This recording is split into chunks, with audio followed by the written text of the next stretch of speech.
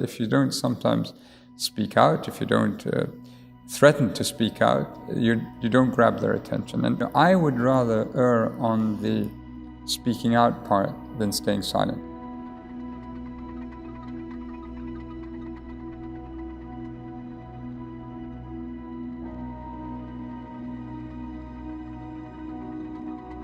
I met with 4 young girls. They had been sentenced to 30 years in prison and they claimed these were obstetric emergencies, these were miscarriages. The state claimed that these were terminations of pregnancy. And when I sat with them, and I had with me a full team, my office was there, and I think within the space of about 10 minutes, we were all weeping, we were in tears because their suffering was so extreme. I saw the president after that, and I said, why is it that all these girls are poor? I think in many parts of the world, this is the point that really strikes home, that time and again, the poor suffer all the consequences.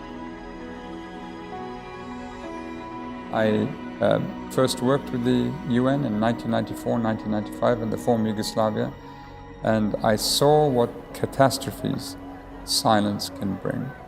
And I think from that point on, I was determined not to be silent when the evidence before us was presented. The real pressure on this job comes from the victims and those who suffer and expect a great deal from us. And that's the pressure that I think matters most and is most consequential on us in terms of the need to do the right thing. Our job is to defend the individual victims, vulnerable communities, marginalized communities. Oppression is making a comeback. Repression is fashionable again.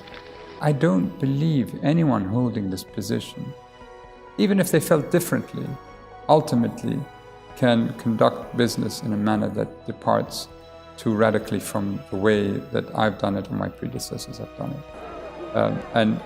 My belief is if you try to depart, you're going to hear it.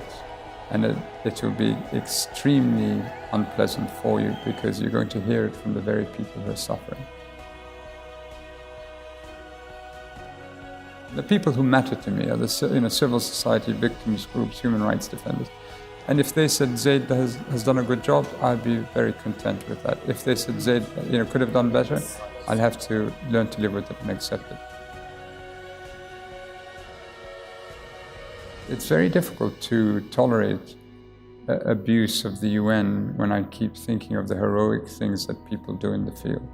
And whether they be humanitarian actors or humanitarian personnel, my human rights people, the people who are monitoring, observing, and I take my hat off to them. I mean, they are the UN that I will cherish and remember.